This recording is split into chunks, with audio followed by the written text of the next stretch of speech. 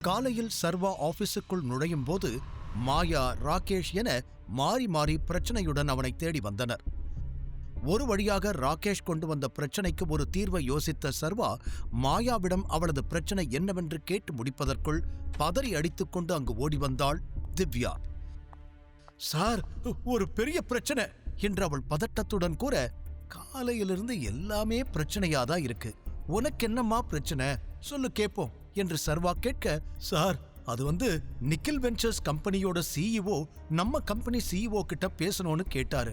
நான் முடியாதுன்னு சொல்லிட்டேன். ஆனா அதுக்கு இன்னும் 2 மணி நேரத்துல நீங்க இந்த வேலையில இருந்து ரிசைன் பண்ணணும், இல்லைன்னா நம்ம கம்பெனியை பத்தி போலீஸ்ல சொல்லிடுவேன்னு மிரட்டுறாரு. எனக்கு என்ன பண்றதுன்னு தெரியல என்று கூற, அதை கேட்டு அதிர்ச்சி அடைந்த மாயா, வாட், என்ன நினைச்சுக்கிட்டு இருக்காங்க அவங்க மனசுல? சார், இதுக்கெல்லாம் நம்ம பயப்பட தேவையில்லை. நான் உடனே நம்ம லாயர் கிட்ட பேசுறேன். போலீஸ்னா நம்ம என்ன பயந்துருவோமா என்று மாயா பேசிக்கொண்டே போக, டேபிளில் தாளம் தட்டி கொண்டிருந்த சர்வா இந்த விஷயத்தை தானே முடிக்க வேண்டும் என்று நினைத்தான். அப்போதுதான் இதிலிருந்து வெளியே வர முடியும் என்பது அவனுக்கு தெளிவாகவே புரிந்திருக்க, அவன் பேர் என்ன என்று நிமிர்ந்து திவ்யாவிடம் கேட்டான்.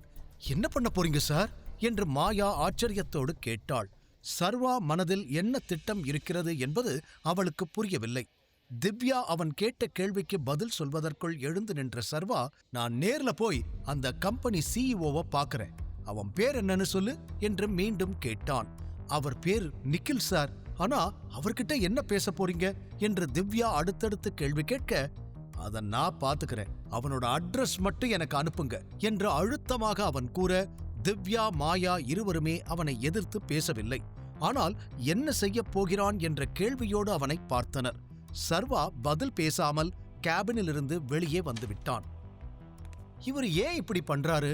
அவங்க கிட்ட நேர்ல போய் பேசினா மட்டும் இந்த பிரச்சனை சரியாயிடுமா? நம்ம பாஸ் ஒன்னு ஏதோ பெருசா பண்ண போறாரு, இல்லைனா முட்டாள்தனமா ஏதாவது பண்ண போறாரு என்று திவ்யா புலம்பிக் கொண்டிருக்க, மாயாவும் குயின்சி மேடத்துக்கு இந்த விஷயம் தெரிஞ்சதுன்னா இதை வச்சு சாரா ஆபீஸ்ல இருந்து அனுப்பிடுவாங்க என்று யோசித்தாள்.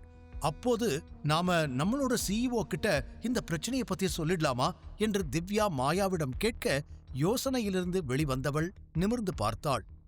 மாயா, ராகேஷ் தவிர இந்த கம்பெனியின் சிஇஓ யார் என்று வேறு யாருக்குமே தெரியாது. அவர்கள் இருவருக்கு மட்டும்தான் இந்த கம்பெனி டைகர் குரூப் ஆஃப் கம்பெனிக்கு சொந்தம் என்பது கூட தெரிந்திருக்க, உடனே இல்ல, நீங்க போய் வேலையை பாருங்க, மத்ததெல்லாம் சார் பார்த்துப்பாரு, இதுக்கு மேல நீங்க இதை பத்தி யோசிக்க வேண்டாம் என்று கூறி திவ்யாவை அங்கிருந்து அனுப்பி வைத்தாள். பின் திவ்யாவும் நிக்கிலின் அட்ரஸை அதற்குள் வாங்கி இருக்க, சர்வாவிற்கு அதை மெசேஜ் செய்தாள். தனது காரில் ஏறி அமர்ந்திருந்த சர்வா மெசேஜை பார்த்ததும் அந்த அட்ரஸுக்கு புயல் வேகத்தில் கிளம்பினான்.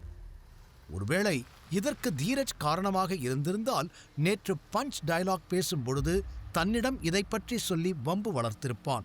அவன் இல்லை என்றால் ஒருவேளை ஆகாஷாக இருக்குமோ என்று யோசித்த சர்வா பவானி மூலமாக அதை விசாரிக்க, எங்க பாஸ், அவனே பைத்தியம் பிடிச்ச மாதிரி சுத்திக்கிட்டு இருக்கான், அவன் இதெல்லாம் பண்ற மாதிரி தெரியல என்று கூறிவிட, புதிதாக முளைத்திருக்கும் இந்த எதிரி யார் என்பதை தெரிந்து கொள்ள துடித்துக் கொண்டிருந்தான் சர்வா. பின் சிறிது நேரத்திலேயே நிக்கில் கம்பெனியின் வாசலில் காரை நிறுத்தியவன் நேராக ரிசப்ஷனிஸ்டிடம், நான் நிக்கில பார்க்கணும் என்று கூறினான். எழுந்து நின்று அவனை பார்த்து அந்த பெண் அவனை மேலும் கீழும் பார்த்துவிட்டு, உங்ககிட்ட அப்பாயின்மெண்ட் இருக்கா என்று கேட்டாள். அவள் குரலில் இருந்து நிக்கிலை சந்திப்பது சாதாரண விஷயம் அல்ல என்பதை புரிந்து கொண்ட சர்வா, அதெல்லாம் இல்ல, ஆனா நான் அவரை பார்க்கணும் என்று கூறினான். சாரி சார், அப்பாயின்மெண்ட் இல்லாம யாரும் பார்க்க முடியாது என்று அந்த பெண் சொல்லிவிட, சீரியஸ்லி என்று கேட்டுக்கொண்டே முன்னேறிய சர்வாவின் முகத்தில் கோபம் அப்பட்டமாக தெரிந்தது. அந்த பெண் ஒரு நொடி பயந்து விட்டாள். ஆனால் சர்வா ஏதாவது செய்வதற்குள், எஸ் சார், பார்க்க முடியாது, இங்கிருந்து கிளம்புங்க, இல்லனா நான் செக்யூரிட்டியை கூப்பிட வேண்டி இருக்கும் என்று மரியாதை நிமித்தமாக கூற, சர்வாவிற்கு இன்னும் தான் கோபம் அதிகரித்தது. கையை இறுக்கமாக மூடி தன்னை கட்டுப்படுத்தி கொண்டவன், உங்க சார் கிட்ட சர்வேஸ்வரன் வந்திருக்கேன்னு சொல்லுங்க, அவருக்கு தெரியும் என்று சர்வா கூறியதும் அவனை ஒரு நொடி அப்படியே பார்த்த அந்த பெண் அடுத்த நிமிடமே யாருக்கோ போன் செய்து விஷயத்தை கூறினாள். ஓகே சார், ஓகே என்று அந்த பக்கம் என்ன கூறப்பட்டதோ பணிவுடன் பதில் சொன்னவள் போனை வைத்துவிட்டு சர்வாவிடம், நீங்க உள்ள போலாம் சார், ஸ்ட்ரெயிட்டா போனா லெஃப்ட்ல லிஃப்ட் இருக்கும், அதுல 4th ஃப்ளோருக்கு போயிருங்க, அங்கதான் சார் கேபின் இருக்கு என்று கூறியதும் பதில் பேசாமல் வேகமாக முன்னேறிச் சென்றான் சர்வா. அடுத்த சில நொடிகளிலேயே நிக்கில் கேபின் முன்னால் நின்றவன் பர்மிஷன் கூட கேட்காமல் கதவை திறந்து உள்ளே சென்று விட்டான். தனக்கு இத்தனை பிரச்சனை கொடுப்பவனுக்கு மரியாதை கொடுக்க வேண்டும் என்றெல்லாம் சர்வாவிற்கு தோன்றவில்லை. கதவு திறந்ததும் சர்வாவை பார்த்த நிக்கில், "குட் மார்னிங் மிஸ்டர் சர்வேஸ்வரன்" என்றான். அவன் குரலிலேயே அவன் தனக்காக காத்து கொண்டிருக்கிறான் என்பதை புரிந்து கொண்ட சர்வா, "உங்களுக்கு இந்த மார்னிங் ரொம்ப குட்டா இருக்கும்னு எனக்கு தெரியும். ஆனா எனக்கு அப்படி இல்ல. தேவையில்லாம பேசுறதுக்கு நான் இங்க வரல. எதுக்கு என்கிட்ட பிரச்சனை பண்ணிக்கிட்டு இருக்க? உனக்கு என்ன வேணும் என்று நேரடியாக கேட்டான் சர்வா. அவனிடமிருந்து இந்த நேரடி தாக்குதலை எதிர்பார்க்காத நிக்கில் லேசாக அதிர்ந்தாலும் அதை முகத்தில் காட்டிக் கொள்ளாமல், "நான் கேட்ட டிமாண்ட ஃபுல்ஃபில் பண்றதுக்காக நீ இங்க வந்திருக்கேன்னு நினைச்சா திமிரா பேசுற" என்று கேட்டான். அதில் வந்த கோபத்தை அடக்கிக் கொண்டு சர்வா அவனை பார்க்க, "என்ன கைய முறுக்குற? அவ்வளோ திமிரா? நான் சொன்னதை செய், இல்லனா போலீஸ் ஸ்டேஷனுக்கு போக வேண்டியிருக்கும்" என்று மீண்டும் அதே திமிரோடு கூறினான் நிக்கில். கைகளை இன்னும் இறுக்கமாக மூடிய சர்வா, "இதெல்லாம் பண்றது யாருன்னு தெரிஞ்சுக்கிறதுக்காக மட்டும்தான் நான் இங்க வந்தேன். உனக்கும் எனக்கும் எந்த சம்பந்தமும் கிடையாது. உன்னை யார் இப்படி பண்ண சொன்னாங்கன்னு சொல்லிரு, நான் இங்கிருந்து போயிடுவேன்" என்று பற்களை கடித்துக்கொண்டு சீறினான். உடனே சுதாரித்துக் கொண்ட நிக்கில், "நீ பிரச்சனை பண்றதுக்கு தான் இங்க வந்திருக்கியா?" என்று கேட்டுவிட்டு தனது போனை எடுத்து யாருக்கோ டயல் செய்தவன், "இங்க ஒருத்தன் தேவையில்லாம பிரச்சனை பண்ணிக்கிட்டு இருக்கான். அவனை வெளியே தூக்கி போடணும். நம்ம ஆளுகளை அனுப்புங்க" என்று கூறி அழைப்பை துண்டித்துவிட சர்வா அப்படியே நின்றான். "உயிர் மேல பயம் இருந்தா ஒழுங்கா இப்பவே ஓடி போயிடு, இல்லைன்னா என்ன வேணாலும் நடக்கலாம்" என்று தோளை குலுக்கிக் கொண்டு சர்வாவை மிரட்டினான் நிக்கில். இப்ப எது பண்றதா இருந்தாலும் உடனே பண்ணணும் என்று நினைத்த சர்வா அடுத்த நொடி தனது போனை எடுத்து விக்ரமனுக்கு அழைத்தான். அவர்தான் எங்கு எந்த பிரச்சனையானாலும் தன்னை அழைக்கச் சொல்லி இருந்தாரே. அந்த பக்கம் காலை அட்டன் செய்த விக்ரமன், "சர்வா, நானே உனக்கு கால் பண்ணணும்னு நினைச்சேன். நேத்து என்ன நடந்துச்சு?" என்று கேட்டு முடிப்பதற்குள், "அதை அப்புறமா பேசிக்கலாம். இப்ப நான் ஒரு பிரச்சனையில மாட்டிக்கிட்டேன். நீங்க தானே எதுவா இருந்தாலும் உங்களுக்கு கால் பண்ண சொன்னீங்க" என்று கேட்க, "ஆமா ஆமா சர்வா, எனக்கு ஞாபகம் இருக்கு. என்னாச்சு? என்ன பிரச்சனை? நீ எங்க இருக்க?" என்று அடுத்தடுத்து கேள்விகளை அடுக்கினார் விக்ரமன். அதை கேட்டதும் பெருமூச்சு விட்ட சர்வா, "யாரோ என்னையும் என் கம்பெனியும் டார்கெட் பண்ணி பிரச்சனை கொடுக்கறாங்க" என்று கூறினான். சர்வா செய்வதை அதுவரை பார்த்து கொண்டிருந்த நிக்கில் இப்போது கடுப்பாகி நாற்காலியிலிருந்து எழுந்தவன், "ஏய், யாருக்கு போன் பண்ற? என்ன மிரட்ட பாக்குறியா? இப்படியெல்லாம் பண்ணா நான் பயந்துடுவேனா? அதெல்லாம் என்கிட்ட நடக்காது. உன்னை என்ன பண்றேன் பாரு" என்று கத்தினான். அவன் பேசுவதை சிறிதும் கண்டுகொள்ளாத சர்வா, "ஒருத்தன் என் மேல போலீஸ் கம்ப்ளைண்ட் கொடுத்துடுவேன்னு என்ன மிரட்டுறான்.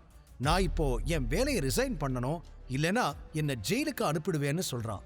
அவன் பேரு நிக்கில் வெஞ்சர்ஸ் கம்பெனியோட CEO. அப்புறம் அவன்" என்று சர்வா பேசிக் கொண்டிருக்க திடீரென அந்த கேபின் கதவு திறக்கப்படும் சத்தம் கேட்டு திரும்பி பார்த்தான். நிக்கிலின் அடியாட்கள்தான் உள்ளே நுழைந்தனர். நொடிக்குள் அவனை சுற்றி வளைத்திருந்தனர். சர்வா அசராமல் அவர்களை பார்த்தான். "டேய், அவன் கையில இருக்கிற போனை புடுங்கடா முதல்ல" என்று உடனே நிக்கில் கத்த, சர்வா கையில் இருந்த போன் அடுத்த நொடி பிடுங்கப்பட்டது. கூடவே அதை பிடுங்கியவன் அருகிலிருந்த சுவற்றை நோக்கி வீசி அடிக்க சர்வா போன் பீஸாக நொறுங்கியது. அதை பார்த்து சிரித்த நிக்கில், "வாவ், வெரி குட், இப்படிதான் பண்ணணும்" என்று அடியாளை பாராட்டியவன் பின் சர்வாவிடம், "இப்ப என்ன பண்ணுவ? எப்படி என்ன மிரட்டுவ?" என்று சர்வாவிடம் நக்கலாக கேட்டான். சர்வா பதில் பேசாமல் அவர்களை முறைக்க, "டேய், சும்மா நின்னு வேடிக்கை பார்த்தது போதும். இவனை அடிச்சு தூக்கி வெளியே போடுங்க. என்கிட்டயே திமிரா பேசுறான். இதுக்கு மேல ஒரு நிமிஷம் கூட இவன் இங்க இருக்கக்கூடாது" என்று தன் ஆட்களுக்கு எல்லாம் ஆணை பிறப்பித்தான் நிக்கில். கோபத்தில் கொதித்துக் கொண்டிருந்த சர்வாவும் அந்த நொடிக்காகத்தான் காத்துக் கொண்டிருந்தான் போல. யாரையாவது அடி வெளுக்க வேண்டும் என கை கால்கள் பரபரத்துக் கொண்டிருந்தது. "டேய், பாஸ் சொன்னது கேட்கல, இவனை அடிங்கடா" என்று கத்திக்கொண்டு நிக்கிலின் ஆட்கள் அவனை நோக்கி வர, இந்த பக்கம் நாற்காலியில் ஒய்யாரமாக அமர்ந்து சர்வா அடி வாங்குவதை பார்க்க தயாரானான் நிக்கில். இந்த பக்கம் சண்டையிட தயாரான சர்வா, "உங்களுக்கு 2 நிமிஷம் டைம் தரேன். உங்களால முடிஞ்சா என்னை இங்கிருந்து வெளியே அனுப்புங்க" என்று திமிருடன் கூறினான். அதில் சுற்றியிருந்த ஆட்களுக்கெல்லாம் சர்வா மீது இன்னும் கோபம் அதிகமாகிவிட அவனை அடிக்கப் பாய்ந்தனர். ஆனால் சர்வாவை அவர்களால் தொடக்கூட முடியவில்லை. அவன் முகத்தில் குத்த வந்தவன் கையை பிடித்து வளைத்த சர்வா அதை முறித்திருக்க அவன் வலியில் அந்த இடமே அதிரும் அளவிற்கு கத்தினான். அடுத்தடுத்து ஆட்கள் சர்வா முகத்தில் குத்துவதற்கு, வயிற்றில் குத்துவதற்கு என ஆளுக்கு ஒரு பக்கம் வர அனைவரையும் லாவகமாக சமாளித்து சர்வா அவர்களையெல்லாம் திருப்பி அடித்தான்.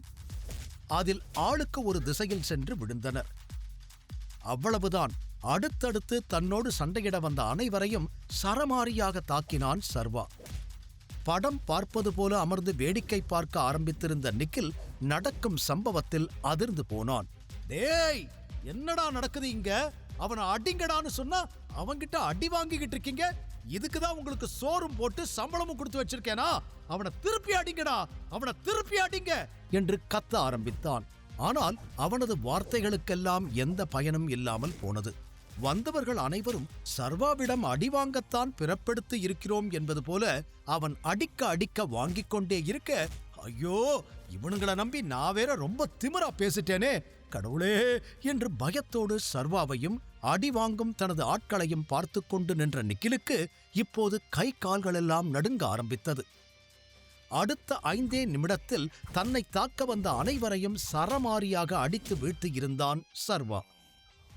ஆளுக்கு ஒரு புறம் விழுந்து கிடந்த நிக்கிலின் ஆட்கள் வலியில் உருண்டு கொண்டிருந்தனர். மொத்தமா முடிச்சுட்டா! எச்சில் விழுங்கிக் கொண்டு பயத்தோடு சர்வாவை பார்த்தான் நிக்கில்.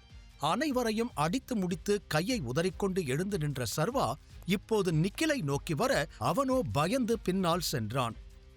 இறங்கியிருந்த தனது சட்டை கையை மீண்டும் ஏற்றிவிட்ட சர்வா, நான் யாரு, என்னால என்ன பண்ண முடியும்னு இந்நேரம் உனக்கு தெரிஞ்சிருக்கோன்னு நினைக்கிறேன்.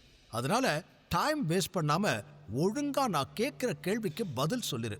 இல்ல இவனுங்களுக்கு விழுந்ததை விட உனக்கு அதிகமா விழும்.